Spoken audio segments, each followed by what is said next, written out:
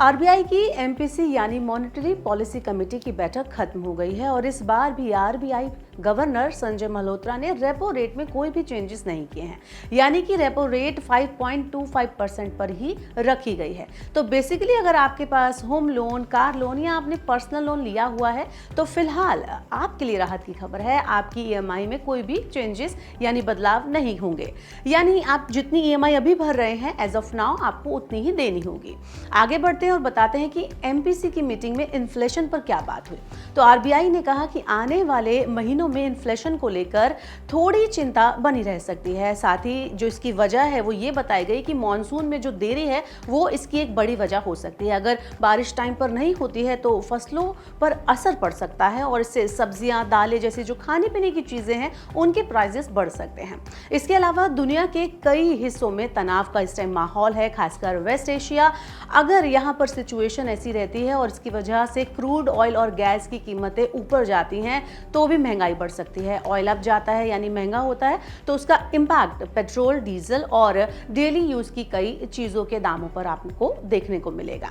लेकिन आरबीआई ये भी कह रही है कि फिलहाल महंगाई अभी कंट्रोल में है, साथ ही it's within RBI target range, अभी उसके जो टारगेट रेंज है उसके अंदर है। इसके अलावा फूड इन्फ्लेशन में थोड़ी बढ़ोतरी देखने को मिली है, लेकिन फ्यूल प्राइसेस में कोई भी बदलाव नहीं देखा गया है। आपको बता दें कि जो बाकी जरूरी सामान होते हैं उनकी कीमतों में फिलहाल कोई भी बदलाव नहीं है, वो स्टेबल बनी हुई हैं और आम आदमी को महंगाई का कोई बड़ा झटका मिलने की उम्मीद अभी दिखती हुई नहीं नजर आ रही। लेकिन मौसम और ग्लोबल डेवलपमेंट पर आरबीआई की नजर बनी हुई है। इसके अलावा आरबीआई ने फाइनेंशियल ईयर 27 के लिए देश की जीडीपी ग्रोथ का अनुमान थोड़ा कम कर दिया है। पहले आरबीआई को उम्मीद थी कि इकोनॉमी 6.9% की रफ्तार से बढ़ेगी, लेकिन अब ये अनुमान घटा दिया गया है, 6.6% पर कर दिया गया है। मतलब ये हुआ कि according to RBI coming years में देश की इकोनॉमी बढ़ेगी तो जरूर, लेकिन पहले के मुकाबले थोड़ी सी स्लो होगी। अगर क्वार्टर वाइज हम इसको देखें तो आरबीआई को उम्मीद है कि फाइनेंशियल ईयर 27 की पहली तिमाही यानी कि क्वार्टर 1 में जीडीपी ग्रोथ 6.6%,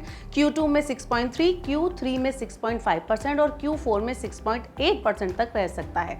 थोड़ा ऐसे और इजी लैंग्वेज में अगर मैं बताऊं तो इकोनॉमी की ग्रोथ पर भरोसा है, लेकिन ग्लोबल अनसर्टेनिटी को देखते हुए अपना ग्रोथ आरबीआई ने जो एस्टीमेट है उसे थोड़ा सा कम कर दिया है। आगे बढ़ते हैं, बताते हैं फॉरेक्स रिजर्व की बात कर लेते हैं। तो एमपीसी की मीटिंग में आरबीआई ने फॉरेक्स रिजर्व को सफिशिएंट बताया है। फॉरेक्स रिजर्व यानी कि वो विदेशी मुद्रा यानी दूसरे देश की करेंसी जिसे आरबीआई देश के लिए सेव करके रखता है उसे फॉरेक्स रिजर्व कहते हैं। तो अकॉर्डिंग टू आरबीआई अभी भारत के पास जो है 68,230 करोड़ डॉलर फॉरेक्स रिजर्व के रूप में है, जिससे देश की करीब 11 महीने तक की जरूरी सामान विदेश से खरीदने की कैपेसिटी बताया गया है डिफिकल्ट सिचुएशन में। आगे आरबीआई का कहना है कि फॉरेक्स मार्केट में वॉलेटिलिटी पर लगाम लगाएंगे। रुपीस के लिए कोई खास लक्ष्य तय नहीं किया गया है। बाकी 19 जून को आरबीआई एमपीसी के मिनट्स जारी किए जाएंगे। तो ओवरऑल एमपीसी मीटिंग से आम आदमी के लिए सबसे बड़ी खबर यही है कि ईएमआई में फिलहाल कोई बदलाव नहीं किया गया है और इससे रेपो रेट 5.25% पर ही रखा गया है और आम इंसान जो कि जिसके पास लोन है उसकी ईएमआई पर इसका कोई भी असर नहीं पड़ा है।